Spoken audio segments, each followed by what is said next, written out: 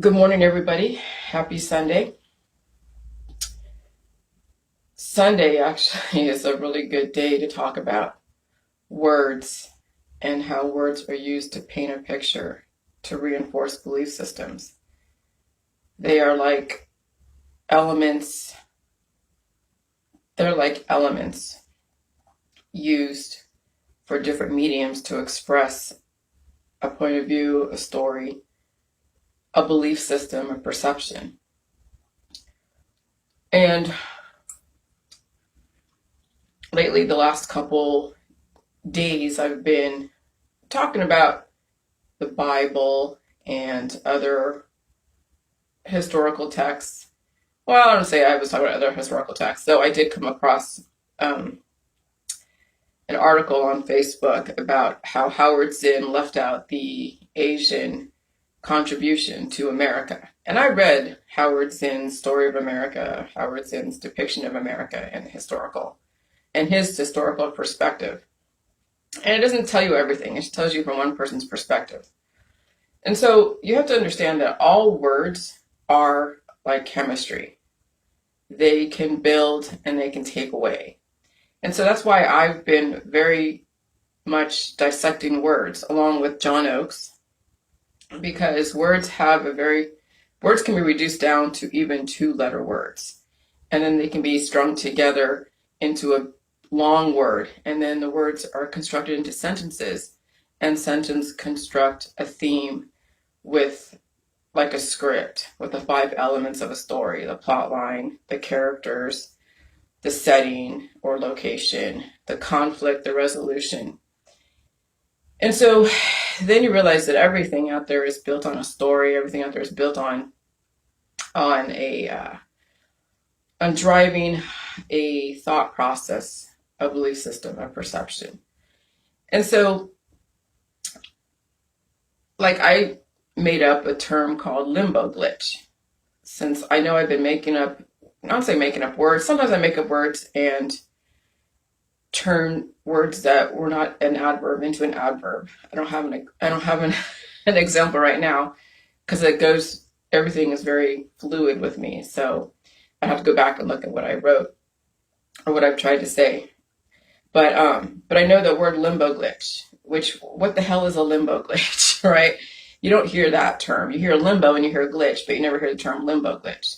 And that's an artist's way of putting together words to explain what is going on in our society. People are limbo, glitching, okay? And that's the belief system, the story that is painted on Sunday and painted every day other than Sunday, that humans are going to die someday.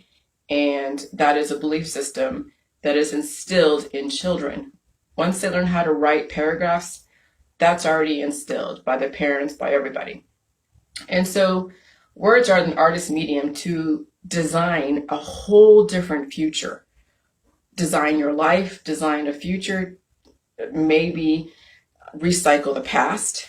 And so, I noticed that, a couple of years ago when I was listening to Alex Jones and I was studying the off-gridders, and then I remember back in the 1960s, the communes, who were the same off-gridders. They had some of the religious folk had the same mentality of the end times. They were thinking of the 1960s and 70s and all that were the end times, and they were preparing for the coming of whatever. And so we get a lot of recycled words and recycled thought processes. And so humans have been in revolution for centuries, not just within the last 100 years, like 300, 400 years, 500 years. We've been recycling the same storyline for so many centuries. And so at some point, you all have to understand that the ingredients will all be like components of the whole. And at some point, you've got to break down those ingredients again. Break down the words of the Bible and study them. Not like try to study for what they are, but understand that the words they use in the Bible are then used to recycle the past into the future. Now, I look at certain words in the Bible and I look at certain words in our text today that we use to drive thought processes and drive belief systems, and they're not that different. Okay, they're not that different at all. I mean, politics, religion, and science all work off each other. And so one of the things that I encourage all my jelly juicers to do is first they have to get through their physical issues, their physical I would say snapshots of what they think is true and correct, and start breaking down the components that made them up.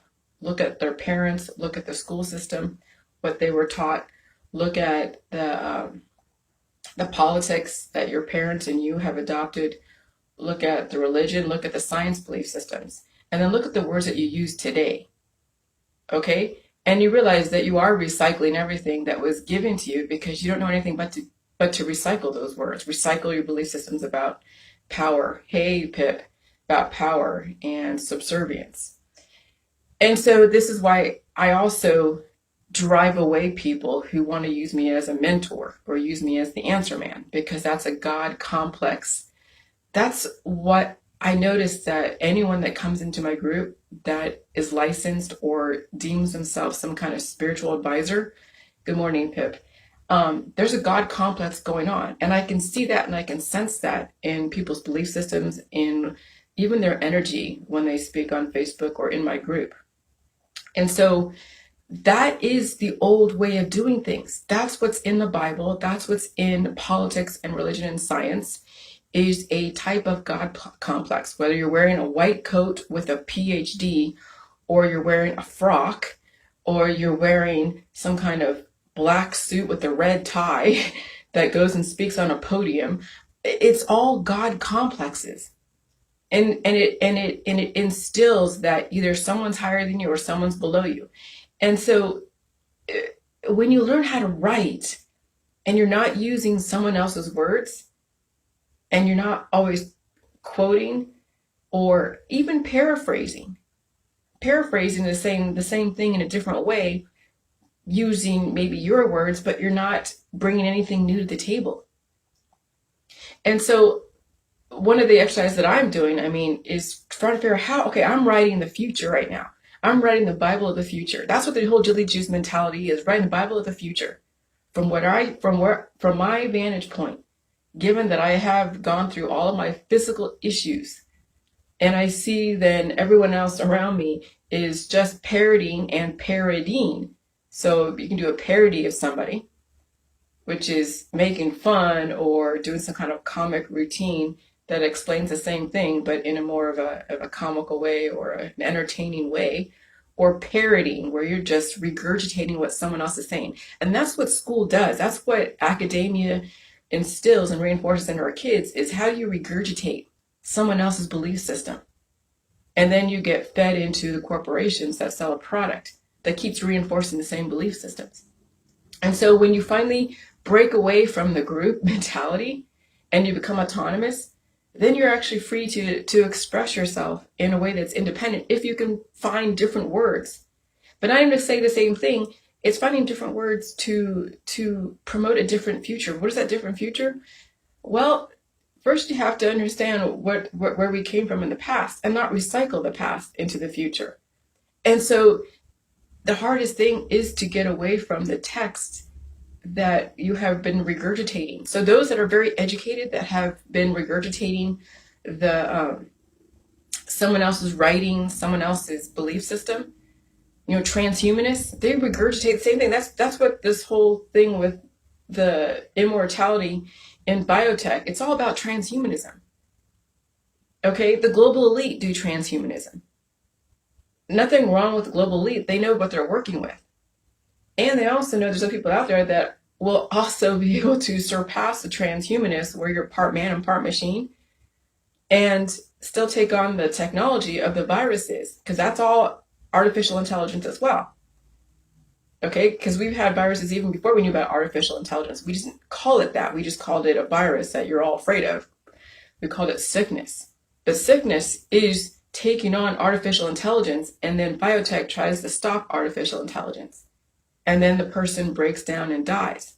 So maybe artificial intelligence isn't bad, but it's when you're adding in foreign objects into your body and try to fuse them together and then only promote a lifespan. So that way, you can enjoy your rise to the top, whatever it is. And then your fall will be just as fast and just as bright. Because look, at people rise to the top, they're like, oh, look at my son, my daughter, they graduated from Ivy League school and they're beautiful and they work out and they're this and that. And then you see maybe 20 years later, oh shit, I have cancer, I have disease, I have chronic illness, and everyone flocks around them just the same as they flocked around them when they were climbing up the social ladder and the corporate ladder. And when they're declining, everyone rallies around them. And even in the middle of their life, when they're like, oh yeah, I invented this, I invented that. And so it's all about getting accolades from your peers. But when you just maintain existence and you still are, when you are improving yourself, no one gives a fuck about that. If anything, they try to tear you down when you try to improve yourself. Everyone likes a rising star. Everyone loves a falling star because it's so entertaining. But no one likes a maintaining star. Because you see right now, I have a handful of people that are listening to what I'm saying. And I'm not, when I do get mad at somebody, I get a lot more views because that's very entertaining. It's energy. But when I'm just maintaining status quo and I'm just dealing with myself and understanding, what I have to do to improve my writing or improve my speaking or improving my thought process, I get maybe 28, 30 views. You know why? Because it's not entertaining when someone's not rising or falling or inventing something else new. Because, I already said what my invention is immortality, but not in a transhumanist way. And so this is the part where if you're so used to getting accolades from your friends and family, you're so used to getting the attention from your friends and family, when you step back away from the crowd, when you step back from expecting to be a god, expecting to be a goddess, that's the hardest of all. I mean, that's why stars have problems. The entertainment stars, when they're only good as their last movie. And so some fall into drugs and alcohol because they can't handle not being in the limelight. And that's really where the growth lays within, is when you're not in the limelight. And so we have, people who think of themselves as demigods. They're like the activists that are always putting out, the hatred and the love. When you love and hate something, it's because you're missing something. But when people are missing something, that's the most entertaining of it all. That's why pastors, and that's why doctors and teachers and lawyers and firemen and policemen and all the different demigods of our society, that's what they thrive on. And so when you're not a hero or a villain, when you're not, trying to hate on someone or love on someone, what else is there? People don't know how to be when they're not destroying something or reproducing something. And I say reproducing, you're just recycling, revolving, revolution. So we have a lot of revolutionaries that love and thrive on the limelight. And so working on yourself it's not glorified. People that tear you down are trying to gain some kind of limelight by trying to destroy somebody else. And that's our society. It's a crazy dynamic. And so Sunday is all about the God complex. Sunday is all about regurgitating the Bible. Sunday is all about, they say it's a day of rest. It ain't the day of rest. Saturday is like the day of rest. Friday, I don't know what Friday is. Friday is the day of after sundown, you all relax, right? But Sunday is when you are reinforcing the God complex in people, place, and things through politics, religion, and science. And that's why the Vatican is so huge. That's why Judaism is huge. That's why,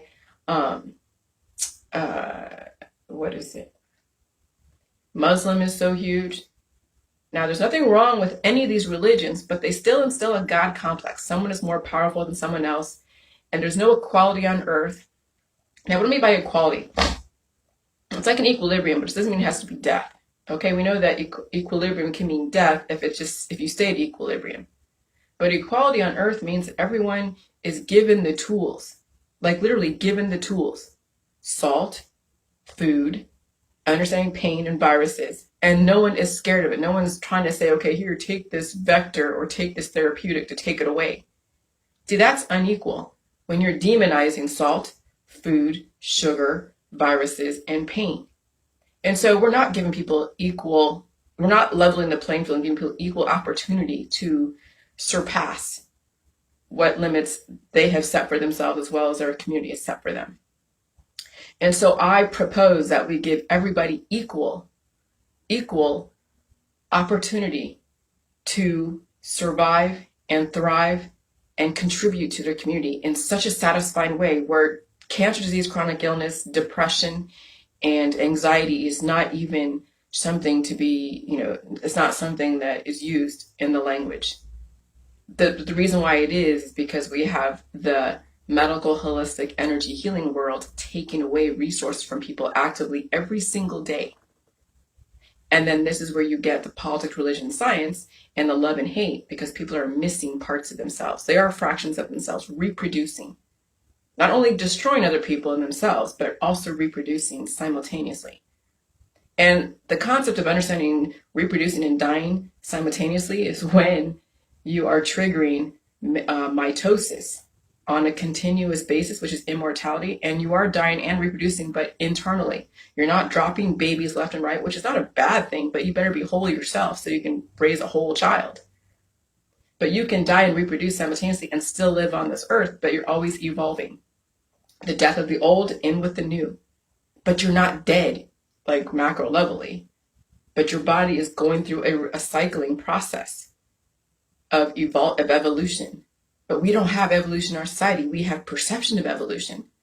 And even the religious folk don't even like the word evolution because it would mean that it would take away from their spiritual beliefs. And so we have a lot of people who use the Bible, and that's Jews, and that's Christians, that's Catholics, that's the Muslims, that's and even some of the ascension artists that all believe everyone should die. They're using text from the past to recycle the language and then reproduce the same thing. And so no one's doing anything different. They're just recycling shit. What if we didn't have to do that? See, immortality is not about recycling old belief systems and turning them into something new. Like, oh yeah, communes in the 1960s to off-gridding in the 2000s. And so, living immortally means that you constantly adapt and you take on the artificial intelligence, which are the new viruses, and you're not afraid of them. You're not afraid of pain. I'm telling you what, I've had this house at 68 freaking degrees this last couple of days. My poor husband's like, you are freezing me out of this house because I am producing so much heat right now. It's like I have a constant magma and lava coming to the surface. Okay? The other day after I figured out the whole God thing and people are like little demigods, always want to be God to their kids and to their flock and to all their people, I had the worst headache the next day. Not like the worst, but it was like I didn't smoke any cigarettes. I didn't drink any coffee. I just ate food and I slept. My husband came home, was like, "Are you okay?" He made me some coffee. I felt some better after he made some coffee at 5:00 in the evening. That was my first cup of coffee after being up all day going like, oh, this headache sucks. So I really just was depleted. Yeah, onions. Yes, my husband said my chair smells like onions. Yes. And so the last couple, I have been just under this heat dome in my body. And my house is at 68 degrees. And that's cold for my house. Because right now, the outside is around 70, well, probably a little more than that. No, not really. Okay? And that's the lowest I've ever had my house be at. Which means I'm producing a lot of heat. Okay? And so I've been having dreams too. Clear dreams. I dreamt I traveled to Tennessee, which I remember exactly why. There's certain things that are just, it was fast pictures, just snapshots of stuff. But the other day I was swimming at night. I was like, almost like I was in an underwater cave that had walls and that had a path. And it was clear. I mean, and being outside, I think I dreamt about this before, being outside at night, lounging, like star bathing. Okay, moon bathing. And I'm just like, it's just so weird. It's like having a filter on your day and then you're swimming at night and then, in the pool at night and it's a clear pool. So anyways, I just wanted to give you guys some hope that you can design your future. Why people are so lost and so in despair is because they keep using the same words that have been recycled. The same ideas have been recycled for years. So now it's time to understand words and look up words change the way you say things. Maybe don't say anything at all until you can figure out how to say something different. It's like there's got to be a way to design, to have a blank canvas and use different words. And so that way you can, it's not like you're forgetting the past. No, you're acknowledging that there's a foundation you come from, because words are the foundation. They were invented by the Greeks like a long time ago, but there's very specific meanings. It's all based on chemistry. Just the word ion that's attached to other words like dissension, action, vaccination. It's all energy. And so you realize that words are energy, they're chemistry. Then you start seeing how the chemical reactions manifest, not only in your body, but also out there in the world. As soon as that's why there's trigger words, because people are programmed to react to a specific idea, event, a scene. That's why they say, trigger warning, because people will react and they will have a chemical reaction in their body. Just like when I thought I was going to have my arm cut off by a gate because I was trying to reach through the gate to press the button to open the gate, and then someone opened the gate in the house, and I thought I was going to have my arm cut off, but I pulled it out really quickly. But I remember the fear of having my arm cut off. And that is a cell memory that takes maybe time, because it wasn't that traumatic. It was traumatic enough. But it took a few years where I don't have that cell memory in that arm anymore. I remember which arm it was, but I guess I'm subconsciously pointing to the arm that may have been trying to reach through the gate. Okay? And so eventually, when you get away from the crowd, get away from all of your groups that are reinforcing these freaking archaic belief systems, and then you do a few waterfalls with the J juice and bring some freaking light into your life, the salt, and you feed your body all the food, then you start redesigning your future at the micro level, and then that will translate in the words that you say and you use. But it's very hard to tell someone, oh yeah, change your life, and their microbial level is all the same. That's the whole difference with the J juice mentality, and they're just switching from one belief system to another belief system to another belief system to another belief system. Is that you have to do it at the micro level. You can't just, pretend that you're going to forget everything that you've been told. And there's a way to acknowledge what you've been told, but it's not still part of your future. Just because grandma died doesn't mean that you have to die. Just because grandpa died doesn't mean you have to die. Just because someone died from cancer doesn't mean that you have to die from cancer. Just because your mom had a heart attack doesn't mean that you're going to have a heart attack if you change the programming in your body, which inevitably will change the way you speak about your life, and you change the painting of your life. And so designing your future is by the words that you freaking use, and putting together words like the word limbo glitch. Okay? No one's heard of that. But that means people are in limbo between life and death, not knowing their outcome because they don't have any control over their life, because they're dependent on the medical holistic system, and they're glitching on their way out the door. That's what I mean by designing what you understand about what goes on in the world, and then what do you want to see for the future. And it could be that you want to, hell, I don't know. You guys got to be the one to figure out what it is that you want to see for yourselves first. What do you want to see for your family first? And that means that you have to go through all the PTSD. You have to remember all the shit that plagued you, not suppress it with vectors and with therapeutics. That you got to face all the demons that you've ever suppressed. And that takes work. You don't have to do it publicly like I do. I do it publicly because I don't have a lot of people I can just really go. And even if I did have people, they don't want to be taking on that kind of stuff. So I got to do it in a way where the Facebook absorbs it. It's out there. There is no darkness in anything that I'm doing. Everything is brought to light. There's no secrets. There's no, things left to assumption. It's like, here it is. Everybody deal with it, because what I deal with is no different than what you deal with. Just because I'm here in Ohio and you're over there and wherever you are doesn't mean that we're any different. We're all the fucking same. But people think that they're special. They think they're so different. And that's the God complex that's instilled in politics, religion, and science. Is that you're special, you're God, and you'll be a God to your kids, you'll be a God to your husband and wife, you'll be a God to your friends and family. and you'll have the strength to be that God because you have maybe the body size or you have the vocabulary that you can regurgitate much better than that person can regurgitate. When someone is a mute, they don't have any power. They're just strictly on reaction and instinct because they can't communicate anything. They may have it in here, maybe not. An ALS patient has the intelligence, but they can't speak it. They can't translate it. When someone who is autistic, who is very good at one area, but not very good at another area, and so their only way they communicate is in this one area, but they can't hang out in society as a whole because they're not very well versed in safety.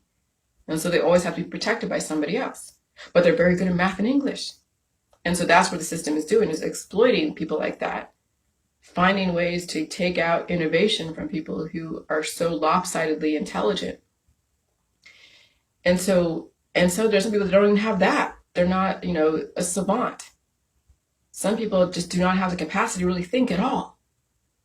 And they're nonverbal, but they're only reactionary to instinctual. Feed, go to the bathroom, get water, and maybe some affection. And that's the basic level of a human, where they can't even develop another thought process or even regurgitate that one.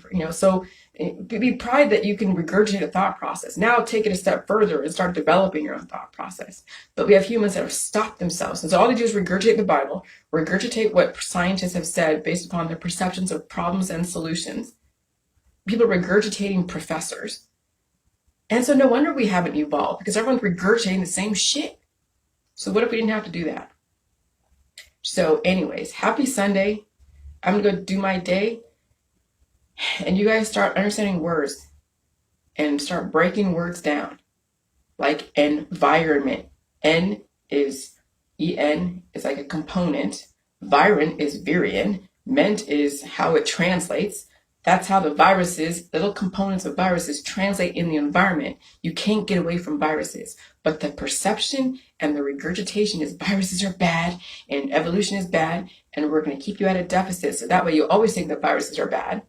And then we instill love and hate. So that way you're always at a deficit. Again, loving and hating something that you don't have, because that's why you love and hate something, because you're jealous that this person has it and you want it.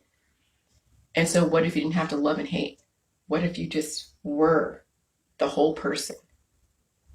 And then you appreciate other talents and you learn from other people versus trying to love and hate them. All right, bye.